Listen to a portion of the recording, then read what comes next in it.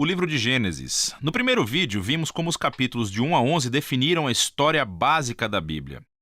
Deus criou todas as coisas e fez os seres humanos à sua imagem para governar o mundo em seu nome.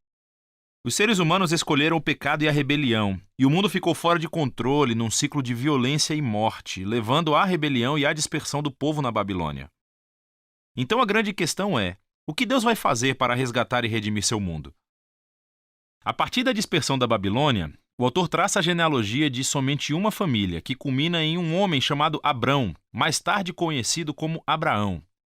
A promessa de Deus para Abraão, no começo do capítulo 12, abre um movimento completamente novo na história. Deus chama Abraão para que deixe a sua casa e vá para a terra de Canaã, que Deus diz que será sua um dia. Nessa terra, Deus promete a Abraão que irá torná-lo uma grande nação e irá fazer seu nome grande e abençoá-lo. Essas promessas estão ligadas a partes anteriores do livro. A Babilônia, de forma arrogante, tentou buscar a sua própria fama e isso não terminou muito bem. Mas Deus, em sua generosidade, vai dar um grande nome a esse cara sem nome, Abraão. A bênção de Deus para Abraão ecoa a bênção original que Deus deu ao mundo no início de tudo. Então a pergunta é: por que Deus abençoou Abraão e sua família? A última frase da promessa de Deus deixa isso claro: para que todas as famílias da terra encontrem a bênção de Deus por meio de você. Isso é um ponto-chave para entender todo o resto da história bíblica. O plano de Deus é salvar e abençoar o seu mundo rebelde por meio da família de Abraão. Por isso que todo o resto da história do Antigo Testamento se concentra somente nessa família, chamada o povo de Israel.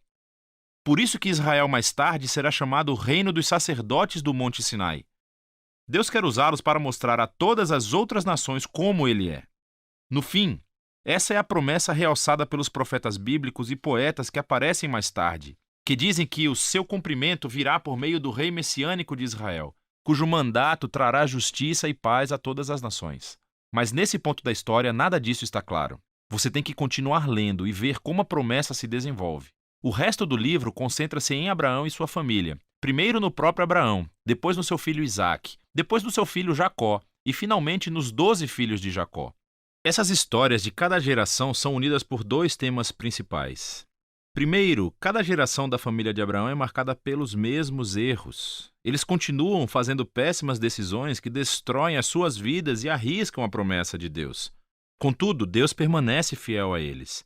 Ele continua salvando-os dos seus próprios erros e reafirmando o seu compromisso de abençoá-los e abençoar as nações por meio deles, apesar de suas falhas. As histórias de Abraão. Deus tinha prometido a Abraão uma família enorme. Mas em duas ocasiões diferentes, ele teme por sua vida, porque outros homens se sentem atraídos pela sua esposa. E ele nega estar casado com ela, o que obviamente cria todo tipo de problemas. Não só isso, mas Abraão e sua esposa Sara não podem ter filhos. Então Sara planeja para que Abraão tome uma das suas servas, o que também cria todo tipo de problemas. Mas toda vez, Deus livra Abraão. Nos capítulos 15 e 17, Deus chega a formalizar sua promessa para Abraão com um compromisso oficial, chamado de aliança. Essa é uma cena clássica. Deus convida Abraão para olhar o céu estrelado de noite e contar as estrelas. Ele diz que a sua família será numerosa do mesmo jeito. Apesar das probabilidades, sem filhos e sem maneira de ter nenhum filho no momento, Abraão olha para o céu e simplesmente confia na promessa de Deus. Deus responde por meio de uma aliança com Abraão, prometendo que ele se tornará pai de várias nações, que a bênção de Deus virá para o mundo inteiro. Deus pede que Abraão marque a sua família com o sinal da aliança, a circuncisão de todos os meninos da família. Esse símbolo serve para que eles lembrem que a prosperidade da sua família é uma dádiva de Deus. Abraão termina por ter muitos filhos e morre em idade bem avançada. As histórias de Jacó abordam esses temas de forma ainda mais dramática. A partir do seu nascimento, Jacó faz jus ao seu nome, que significa enganador. Ele engana seu irmão Esaú, tomando a sua herança e a sua bênção. E ele faz isso enganando seu velho pai, que estava cego e simplesmente vai embora. Ele tem 4 esposas, mas ama somente uma, Raquel. E isso cria muitas rivalidades na família. A única coisa que o humilha é ser enganado por seu tio Labão, que toma anos de sua vida. O jogo finalmente virou. Um Jacó humilhado regressa à sua terra natal. Em uma história muito estranha, Jacó acaba lutando com Deus e exige que Deus o abençoe. Algumas coisas nunca mudam, não é? Contudo, Deus honra a sua determinação e passa a bênção de Abraão para Jacó. Deus muda o nome de Jacó para Israel, que significa aquele que luta com Deus. É nessa última parte do livro, da história dos filhos de Jacó, que todos os temas convergem num ponto comum. Jacó ama o seu penúltimo filho, José, mais do que qualquer outro, e lhe dá um casaco especial. Os 10 filhos mais velhos passam a odiar José. Eles sequestram-no e planejam matá-lo.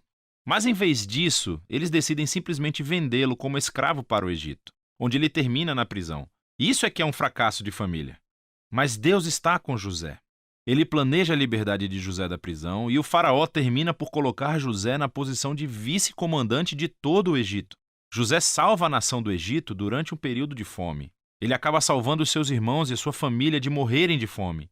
Mais uma vez podemos ver que a loucura e o pecado da família de Abraão encontram a fidelidade de Deus, que transforma a maldade dos irmãos em uma ocasião para salvar vidas. Isso é exatamente o que José diz perto do final do livro.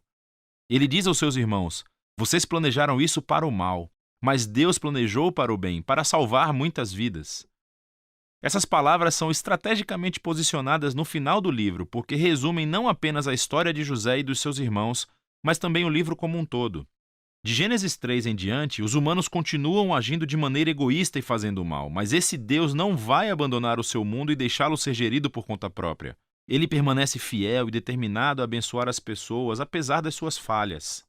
Você pode ver isso especialmente na forma como aquela promessa misteriosa sobre o descendente da mulher se desenvolve durante o livro. Lembre-se de Gênesis 3. Deus prometeu que esse guerreiro ferido viria e destruiria a serpente e derrotaria o mal na sua fonte. O autor então conecta essa promessa diretamente à linhagem de Abraão. Essa é a parte sobre como Deus trará a sua bênção para as nações. De Abraão, a promessa é ligada a Judá, o quarto filho de Jacó, da seguinte maneira. Em um poema extremamente importante no capítulo 49, Jacó, já envelhecido e no seu leito de morte, quer abençoar os seus 12 filhos. Quando chega a vez de Judá, Jacó prevê que Judá se tornará a tribo dos líderes reais de Israel. Um dia, um rei virá para comandar a obediência de todas as nações e cumprir a promessa de Deus de restaurar a bênção do jardim para todo o mundo. Depois disso, Jacó morre e depois José morre também. A família, ainda em expansão, permanece no Egito. O livro de Gênesis termina com todas essas esperanças e promessas futuras no ar, sem desenvolvê-las. Isso obriga você a virar a página para ver como tudo vai acabar. Por agora, esse foi o livro de Gênesis.